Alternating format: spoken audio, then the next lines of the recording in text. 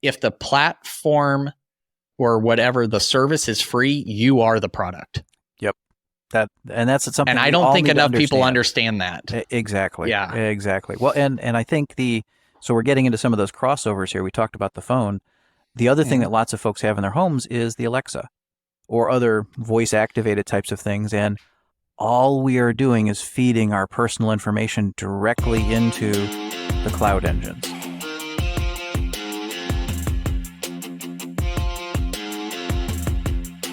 Welcome to the How Leaders Think podcast, a show that transforms you by renewing your mind and giving you new ways to think. I'm your host, Kenny Lange, and with me today is the Alex Bratton.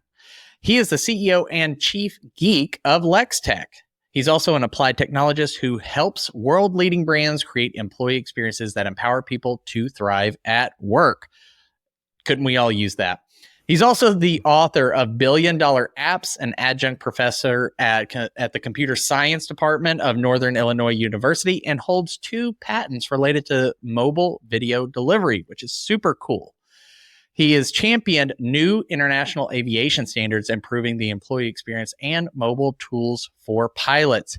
He is also the first guest to be on using the Apple Vision Pro. Welcome to the show, Alex. Thanks, Kenny. It is awesome to be here, coming to you virtually this time. Yes, virtually. It's like virtually in real life. I don't know. It's just your augmented reality. My persona. Yes. Your persona is making an appearance. You may actually be doing something totally different. It's just all robots and AI now. So I'm trying to figure out how to get like a generative AI version of me to conduct these so I can start to crank out more podcasts quickly. But next time, I want to have a Vision Pro to Vision Pro podcast episode. So we'll make that happen. But tell me today, Alex, what is on your mind? I am really seeing this year, 2024, rolling back. We had the Industrial Revolution. We had the Information Revolution. I am seeing the pace of change hitting everybody this year in 2024 is faster than it's ever been. I think we have entered the innovation age, and I think that is really hard for leaders to understand what that means and how to absorb it and how to help their teams get there.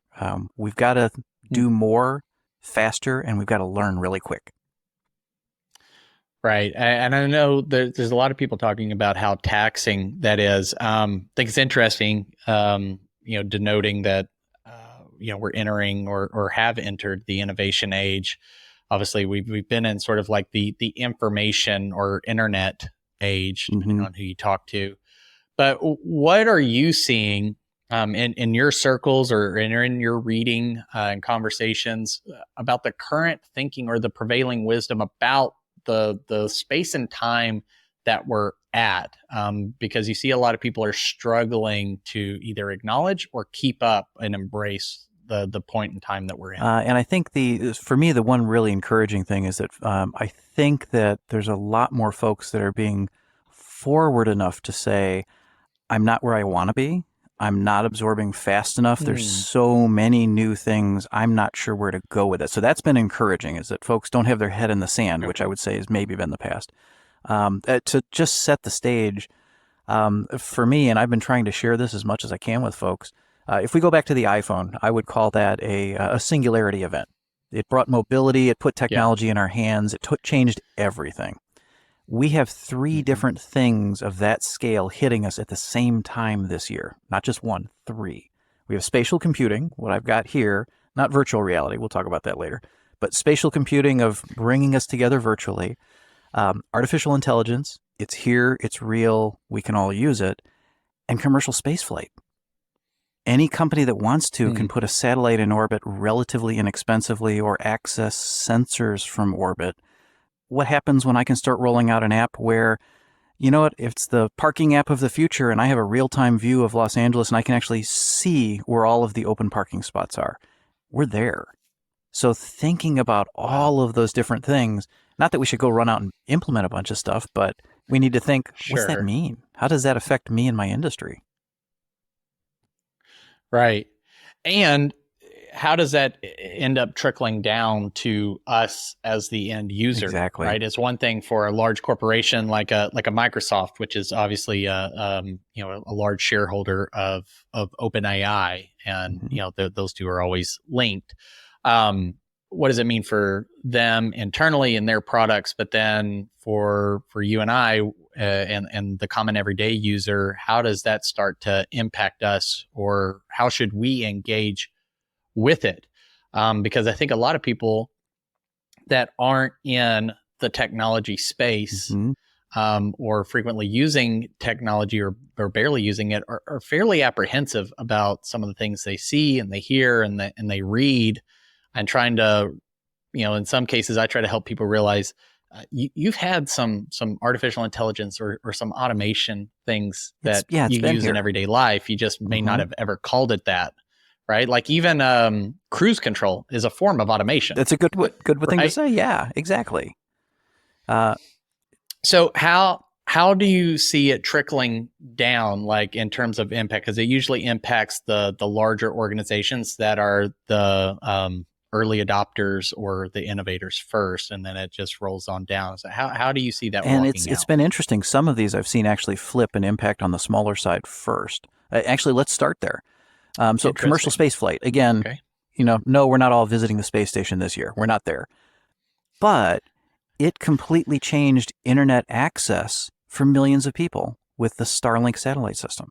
I've got that as my backup down here in Florida in case there's hurricanes or otherwise. If the cable company goes out, I had to use that after a hurricane previously, and powered up the neighborhood part of the neighborhood here for 10 days, and it worked beautifully. That type of technology now, or this year we're going to start seeing cell phones talking directly to satellites. Every one of us can have that. So if we're in connectivity challenged areas, that's here. That's awesome. So the statement of always on internet wherever I am, we're kind of there. So I think that's huge.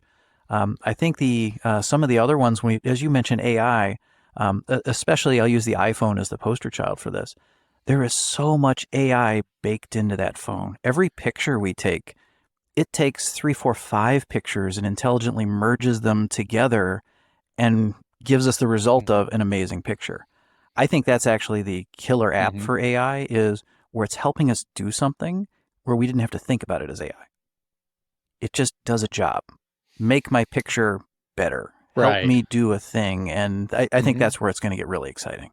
Gotcha. Sort of the going, don't want to go down a rabbit hole. I've been known to do that, but like Clayton Christensen's Jobs to be Done framework. Perfect example. Like, to where we can think about it not as this ethereal, like all-knowing being, like we're going into the Matrix sort of thing of AI, but just I hired AI to do a job, and I don't even think about it. I just think about the job got done, or got done faster, or more effectively, or I didn't have to do sort of the minutia of this, like in the photo example.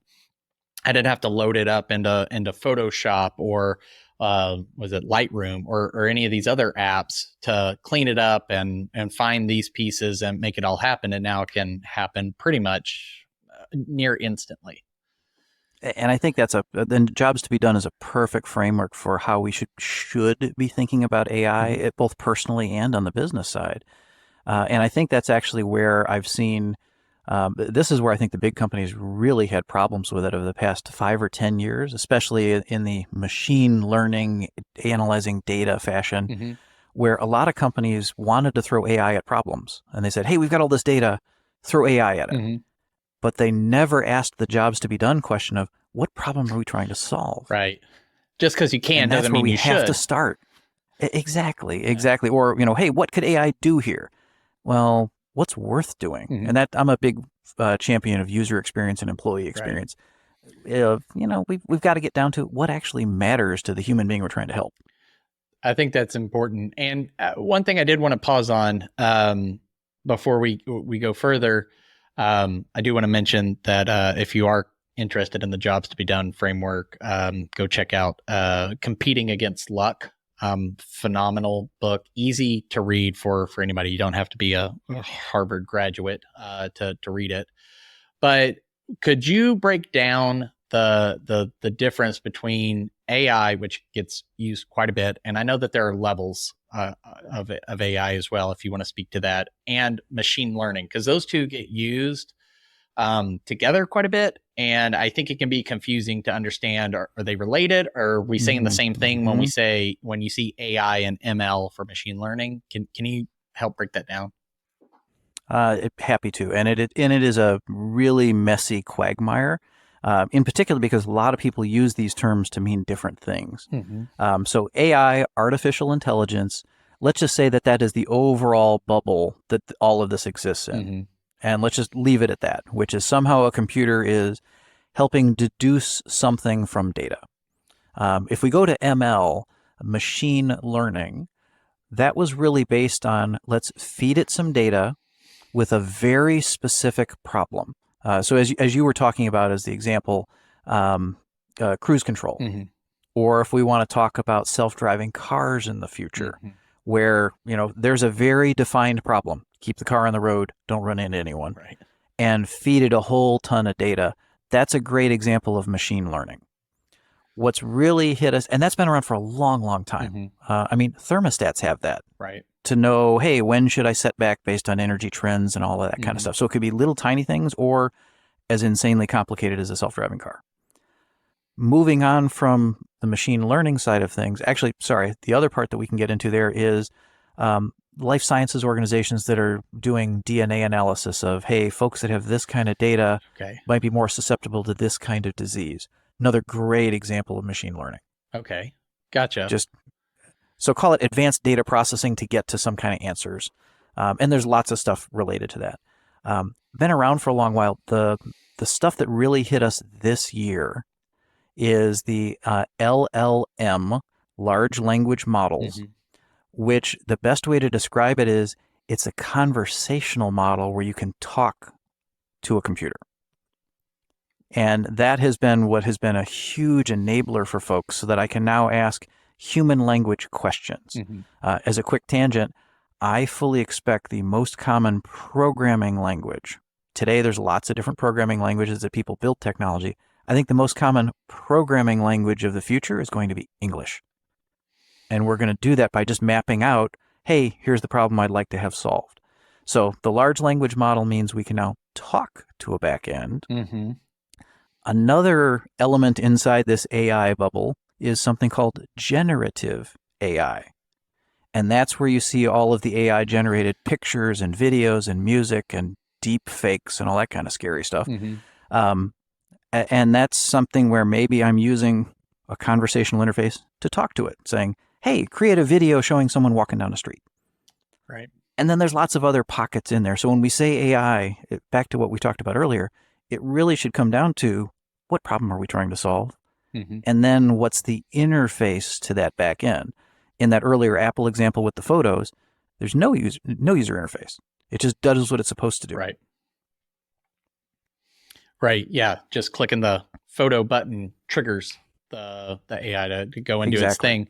I'm glad you brought up the LLMs. Now, the most notable one being what OpenAI and ChatGPT are doing, right? That was it December 22, January 23, I think, is when like the big rush. And we're just over a year into this. Yeah. As of this recording, I think the furthest one is GPT-4 in terms of versioning.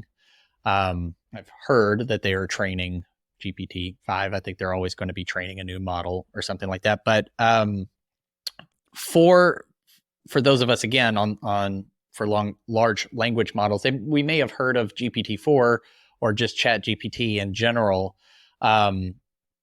It's useful for all sorts of things, but I know that people may also have concerns about, well, what is it taking in? I mean, there's data privacy, data security, data integrity.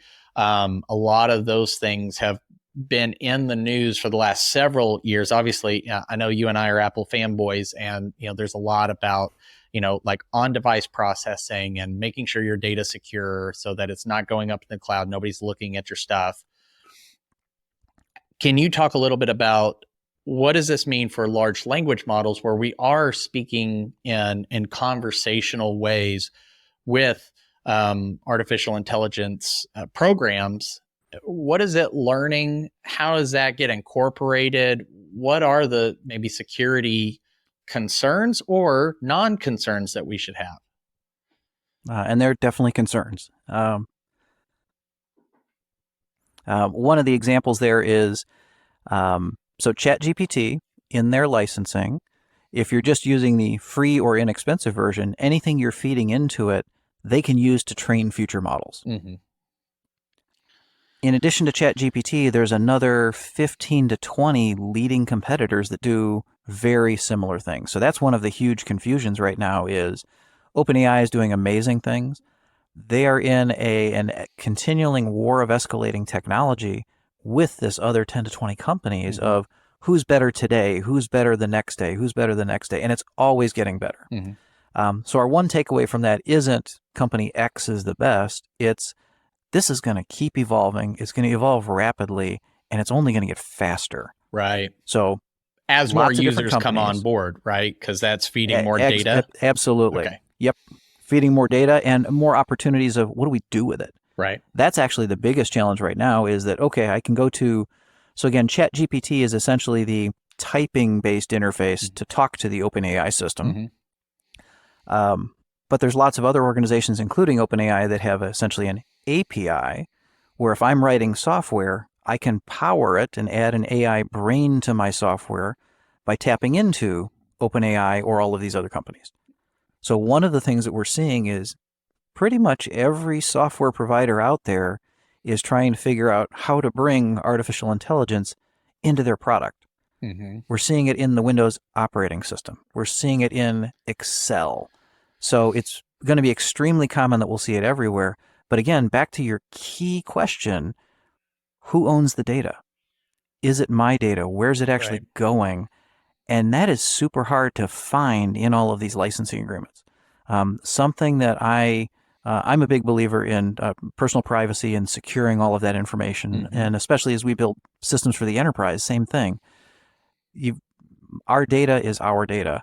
The one company that I'm really seeing championing that, you mentioned Apple earlier, is the fanboys. They are huge privacy and security champions. And the way Siri works, I think, is a great example of that. Of the Siri voice processing happens on the iPhone itself, not bouncing off the cloud. Right. Apple has released in the last 4 months some really interesting white papers showing the ability to run those large language models on my phone. Wow. So I don't have to use the cloud. I don't have to give up my data.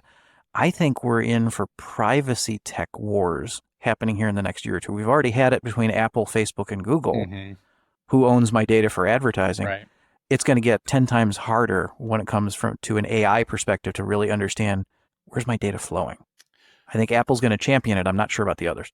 Right. Because I could see with as much data as is already present in these large language models, add in, thousands, if not millions of users that will contribute to it.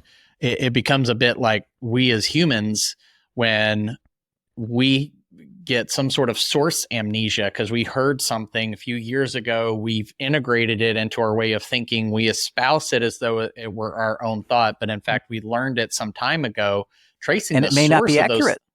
Right, and it may not be accurate. So tracing the source of that is difficult here. I imagine it'll be similar as we continue to accelerate into feeding these large language models more and more data that we're thinking about and questions we're asking.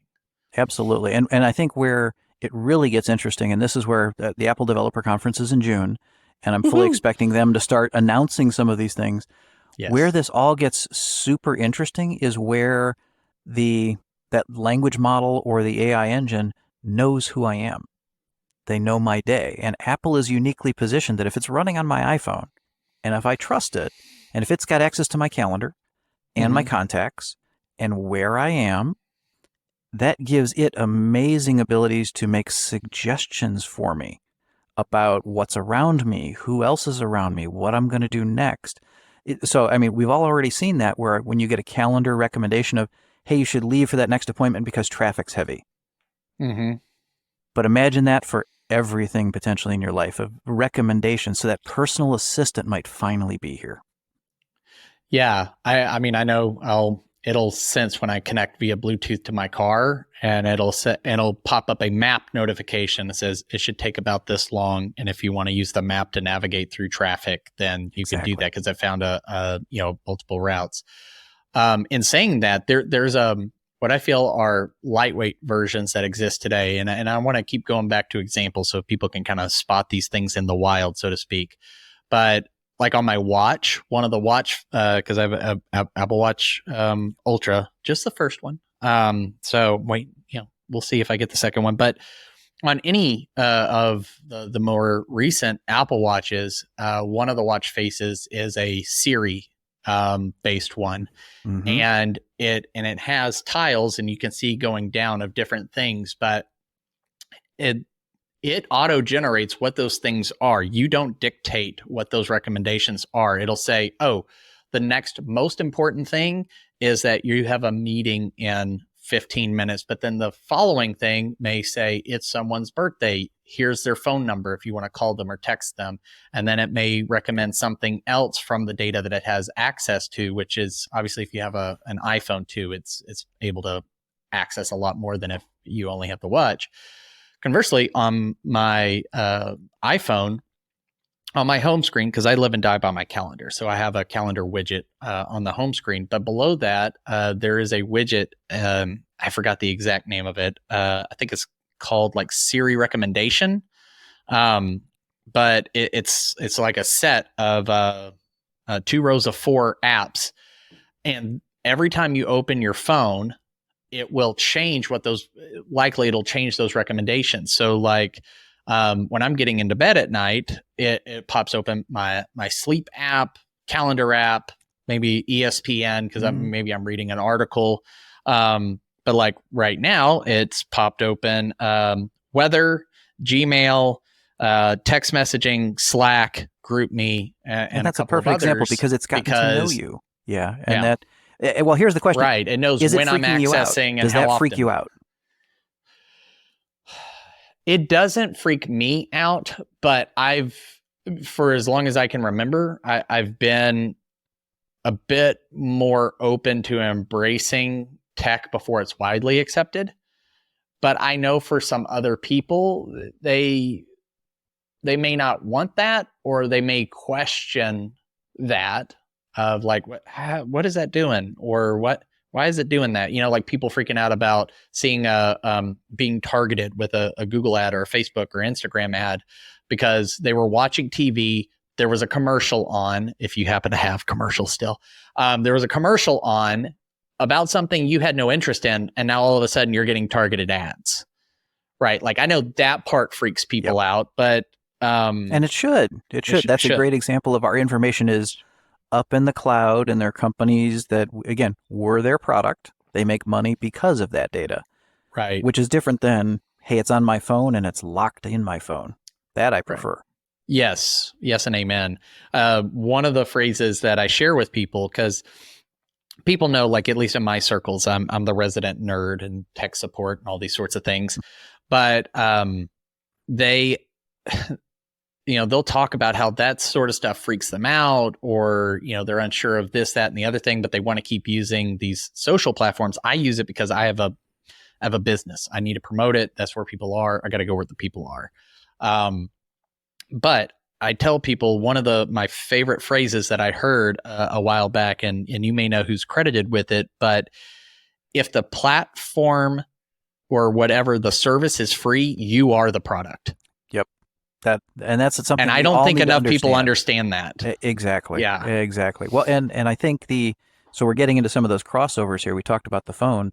The other thing that lots of folks have in their homes is the Alexa or other voice activated types of things. And all we are doing is feeding our personal information directly into the cloud engines. And while I will use Siri, I know where it's going. None of those others are allowed in our house, because it's just an open gateway for my data to be fed to those companies. I'm glad you bring that up, and I also feel a little less crazy knowing that someone else has those same rules for their home. I do know, and this is again a bit of a rabbit trail. My editor is probably going to have to cut this to make it sound like I'm more focused than I'm feeling right now, because I love this topic and I don't get to talk this way with everybody. But there are people who will knock Siri for being, and there's articles too, not just people in my personal life, but articles that say, well, Siri is lagging behind in terms of effectiveness. I know accuracy for AI models gets measured, and things like that, compared to, say, a Google Assistant, Amazon Alexa. Another big home one is Josh AI, and I know there's several other large entities that will work in very particular spaces. But Siri has gotten a bad rap, but I'm wondering if that's because they've chosen to sacrifice some efficacy for the sake of security. And what would you tell someone, or what questions would you recommend someone think about as they evaluate what AI platforms, tools, entities might I be comfortable with? Where are there's trade-offs everywhere, but how would you recommend someone think about trade-offs when considering their phone, watches, any smart device that they bring into their home, including thermostats, but especially these assistants that are typically in a small speaker of some sort? It's interesting you mentioned thermostat. So I have a Nest thermostat that I have intentionally kept separated from the Google backend. So it's still a Nest-only login, not the Google Smart Home, because of exactly what you're talking about, feeding the data back into the Google machine. Not something, again, I'm not paranoid, but I don't want to be giving that data away. So folks thinking about that, again, Apple is a big champion of it. When it comes to other platforms, now I want to be really clear. AI is here to stay, and it's something we all have to be leaning into. There's a lot we can do with it, and it's really powerful, but it goes back to exactly where we started. What are the jobs that I'm trying to get done that tech can help me do that AI can power? It's not about the AI for AI's sake, and I think that's where a lot of folks got hung up on Siri. And Siri's obviously, yes, it's been around for a long time. My company is an Apple enterprise partner, so we get to do lots of interesting things with companies with Apple. And the one thing that constantly comes through is Apple caring about privacy and Apple caring about the experience. And that as soon as you open up some of the gateways that you see in some of these other platforms, Apple or the company providing it has no idea what's going to happen. They have no idea what the answers are that might be surfaced from the raw internet to a question. So they've been very focused on, you know what, we want to have an experience that we know is going to be positive for folks. Now, I think they're going to add more brain power to the phone going forward, and we'll be able to do more with it in a secure private setting. So I'm excited by that. That said, I think every single person should be experimenting with ChatGPT. Everybody. And learning, because the expertise we all need, back to that innovation side of things, we need to know how to talk to a large language model and get what we want out of it. It's not as simple as talking to a human. And that's a skill we're going to have to learn. Yeah, my kids actually have brought some of this up. Of course, last year they were like, "Oh my gosh, I don't have to do homework anymore." And I'm sure their school loved that. Yes. Oh yeah, IT departments are freaking out all over the country. But one of the things that I've had a conversation about with them regarding AI, because they know, like, we're a tech forward family. I'm usually, playing around with some new way to make their lives easier, but difficult at first because, I experiment with it. Is I think the skill, more and more, it's going to be how to write a prompt. Like my son was saying, it's like, oh, well, this makes everything easy. Like he's about to be in high school and then, soon after college, and like, I won't have to do all this. I was like, it's not as easy as just like throwing like, hey, write a paper on the War of 1812 and cite it MLA style. Like, I mean, you could throw something basic out like that, but the results are not going to be great. Exactly. They're going to be overly simplistic. And I really see there's a skill set of prompt writing that people need to start learning. I'm trying to learn that myself. I bumped up. It's a $20 subscription for to get GPT-4 and Dolly and stuff like that. And so I'm starting to experiment, and I'm figuring out the way I might throw something into Google where I to go out and search for an image for a LinkedIn post or source material doesn't translate one-to-one in how I would communicate with ChatGPT or another platform that's using its API. So apart from just spend some time doing it, whether free or paid, how do you recommend people in particular, let's draw it back to say leaders and business, whether small business or medium or enterprise, what do they need to do to upskill in their ability to write and get the most out, write prompts and get the most out of the AI that's available to them? Great question. And it's something that we've been wrestling with. So I've got a team of about 35 folks. And one of the things I think that we as leaders need to understand is that while we need to be leaning into embracing and exploring, our entire team needs to be doing this. And we have to be encouraging folks to do that. We actually added a quarterly initiative as a part of our quarterly objectives. Every single person on the team, everyone, accounting, design, engineers, everybody, had to go pick an AI tool and experiment and spend a few hours trying it out, try experiments, and all they had to do was capture, hey, what worked, what didn't, what would you recommend other members of the team take away from that and potentially add to their workflows? And we have folks who are now, they're presenting a couple a week in our all-in sessions, and they're sharing their learning. So having an environment of this always learning is critical. And in that way, we can expand our personal brain space. Let's let our teams help us with this. This isn't that only the geeks should lean into this. No, some of the best ones I've seen, one of our sales folks created a set of prompts where it would go out and research a company and an individual and pull out information about the organization, their industry, likely pain points of issues they were facing based on any public statements, and some other background material. And he was able to craft that in probably 5 or 10 hours worth of work over a month or two. And it's now become our standard that we can just run something through and we can get a 3-page report out. That's awesome. Yeah. Yeah. I mean, how much, as somebody who's done a ton of sales, still has to, right? I'm a company of one.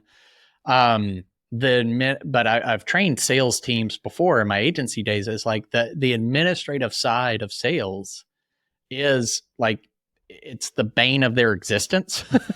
Exactly. And to quote, there's a book that I read a year or two ago called The Prosperous Coach, Steve Chandler.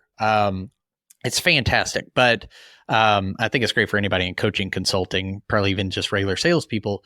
But he says no sale ever happened outside of a conversation. And so what your salesperson has done is allowed your salespeople to stay in more conversations and out of the admin, but also be able to intelligently approach sales opportunities. Exactly. Because now I have some research, I have some intelligence, and that doesn't take away what I hope no one, if you're a salesperson listening to this thinking you don't have to stay curious in a conversation, you can just blurt out all the research material it spit up. You can't, but it at least would help you craft more intelligent questions. Yeah, it gives you context. And as somebody who exactly, yeah, as somebody who gets pitch slapped regularly, usually through LinkedIn, the ones that stand out to me that I don't anger me or I will consider responding to are where people asked a thoughtful question that showed that maybe they did a little research, or at least they had they wanted to know something instead of telling me how much they knew. Exactly. So I think that's a really cool use it was case. Again, it was someone on the team brought it to the table, and we were able to share it with the team. But the key for everybody at the same time was the being able to also tap online courses in prompt writing. And as you said it before, that is a critical skill. So we as leaders, whatever world you're in, we've got to be able to get better at these prompts. We have to envision we're talking to, it's an android, a fake person across the table from us. It understands our words, but it doesn't know how to answer our question. It doesn't have any of the context of going through a school system or having conversations with people to really understand what we're asking for and how do we be explicit. And just to be clear, the average really good prompt is probably 10 to 100 lines long. It's not 2 sentences. Wow. Yeah, I think, again, going back to, you can't just port over what you were doing in Google or DuckDuckGo or any of these other search engines to where it usually was, at most, a pretty lengthy single sentence. Yep. And typically only just like a few words. But that's interesting. I've started finding that. I was like, man, I needed to write more context clues because it's exposed how many assumptions I make in asking a question to another human. And I was like, I was just messing around making some custom backgrounds for my iPad and my iPhone this week. So I've been playing a lot of Halo Infinite, and then I started watching the Shogun show on FX or Hulu or whatever, and I love it because I was born in Japan, so I've always been drawn to the culture and history. But I was like, I want to merge these two, and so I started writing some prompts to create a background that merged like cherry blossoms and Halo and all this stuff. And the first couple of things I wrote, it came back with like a ridiculous and absurd version of a photo. I was like, that is nothing like what I had in mind. And I looked at it, I was like, I made so many assumptions that it would know, take this piece, this piece, this piece. And I became far more explicit and said it needs to be oriented this way and this resolution and move this back and move this forward and space this out.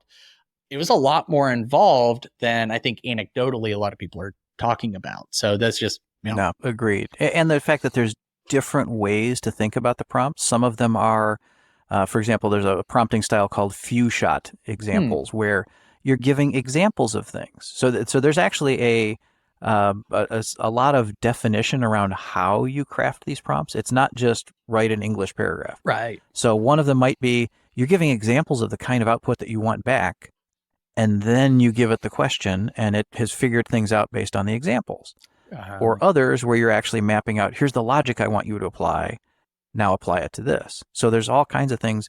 There's actually a couple of great free courses on Coursera. Yeah, okay. Highly recommend tapping into those.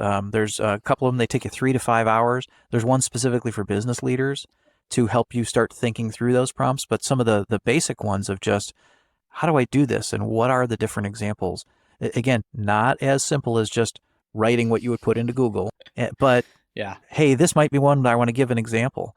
One last example of that we've seen work beautifully is because the large language model is now conversational, it becomes the ultimate sales coach, if you will, where I can have a simulated conversation and tell the LLM, hey, I'd like you to play the role of an industry executive in the manufacturing space, in heavy industry, working with these kind of products, with these kind of problems, and I'm going to be pitching you on our product set. And you can actually role play with it. That's awesome. Wow. That's huge, especially, I mean, if you're somebody in my position where you don't have a sales team or a sales manager or something like that, and you're coming up, the opportunity to do that it can't be understated, because you can get some reps and sets in a way, in a safe, and I would say a safe environment to where if you fail or you screw up or something like that, it's non-fatal failure. It is not going to put you out of business. And I know that there are some sales tools that are starting to add a little bit of that too, in terms of like summarize this email thread and pull out some relevant pieces, or give me some feedback too. And those are interesting little tactical examples. But again, what's the job to be done of, I'm pitching in this industry and I don't really know anything about it. Okay, that might be an interesting thing to explore then. Right. Yeah. Or if I say this, am I going to lose them, or is it too wordy and complicated, or something like that? So Exactly. that's a really intriguing idea.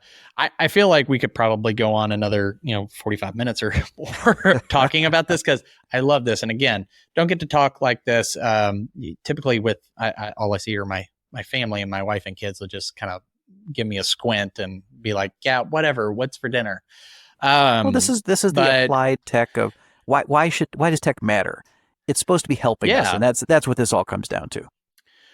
Right. So I really appreciate you bringing this from the abstract, ethereal sort of things down into the practical everyday, because I think when that happens, more of us can one, make it less scary. Right. It doesn't have to Yeah. be this unapproachable or terrifying monster of a thing. As we can give it a name, we can see its application. Go, oh, well, that's approachable. I can do that. You've mentioned Coursera, which we'll grab some links and put that in the show notes in case anybody wants to go check that out. But if somebody wanted, in particular, business leaders, founders, executives, things like that, if they wanted to start to incorporate AI, machine learning, some of those thinkings, these essential pieces of this innovation age we've stepped into, as you put it, what would you recommend they do to get started in the next 24 hours that would cost little to no money? So the two things I would recommend there. Number one, if you're not actively using, let's use ChatGPT just because it's easy and free. Get it, Sure. install it on your iPhone, because you can then flip to a mode there where you can talk back and forth to it. You need to experience that. So it's a full audio back and forth. Verbally. So that's a great one. And then, yes, you can build your bigger prompts, but you need to experience that. Number two is I would really look around at your team and see how you can bring folks in, not challenging people to, hey, everybody go do this in a wink, but how can you give people a little bit of flex space, but say, you know what, AI is impacting everything in the world right now. How does it impact us? And then how can you engage your team in some of that experimenting, and with an expectation that they're going to give a 3-minute readout of some kind to the group. That's where you're going to get those learnings, is from the people who see friction in your organization that AI might be applicable to. I love that. If I could add a tack on to that, which I don't normally do, but I know a lot of people are going to listen to this, hear it, and think, okay, great, for businesses, for-profit enterprise, and I think we've illustrated that it can work from one-person companies up to the multi-thousand, tens of thousands. There's application there. Could you briefly state like how it also applies in, say, the nonprofit or faith-based houses of worship, like places that may say, yeah, no, we're really in the people business, or that's not for us. That's great for sales teams and large for-profit companies, but not for us. Is there anything you would say or encourage to show them that this could really help them in their mission to make a positive impact on the world? Absolutely. And actually, I'm glad you brought up those groups, because given the common thread that those are the groups that are the most resource constrained and trying to have an impact on the world around them, that's actually where something like this and being able to empower members of a team to do more, that's huge. Those same organizations, you're going to have things that are repetitive tasks, or again, they're friction, they're grunt work, they're filling out paper or research or otherwise. Examples being able to load a document in and summarize it. Or, hey, does this 10-page contract have in it a clause that we would have a problem with? Any of those kind of things. So I think that's super helpful. But even just as individuals, we should be experimenting with this. So, for example, hey, here are the 10 ingredients I've got in my kitchen. Give me 3 different meals I can make with it, and we'll get an answer. Use that for lunch. Absolutely, but it's anything like that. We've got to get curious and experiment and explore. This is applicable for 100% of humanity, and the only folks that are going to struggle as we go forward are the folks that say, yeah, that's not for me. Well, no, we've got to switch into that learning and experimenting mindset. That's the key. I love that. Well, Alex, thank you so much for your time and sharing your wisdom and knowledge. Awesome. And Yeah, it's a lot. It'll be more fun once I get my Apple Vision Pro, and we can make that episode happen. But if people wanted to know more about you, or maybe ask some follow-up questions, or something like that, where would you send them? So best place, I'm Alex Bratton on LinkedIn. We'll post that link. Hmm. I'm also Alex Bratton on Twitter/X. And our company website is Lextech, Lextech.com, and you'll see some examples of this Vision Pro thing and how we're seeing it affecting the world there as well. Excellent. Well, again, thank you so much. Look forward to having you back in the future, and celebrating the Worldwide Developer Conference this summer. So I'll probably be texting you about it. But for all you listeners, if you got value out of this conversation, or any of the other episodes, please like, subscribe, leave a rating, or a review. It helps more people find this. So if it helped you, pay it forward and help somebody else find it so that they can make progress in their leadership and in their life. But until next time, remember, change the way you think, you'll change the way you lead. We'll see you.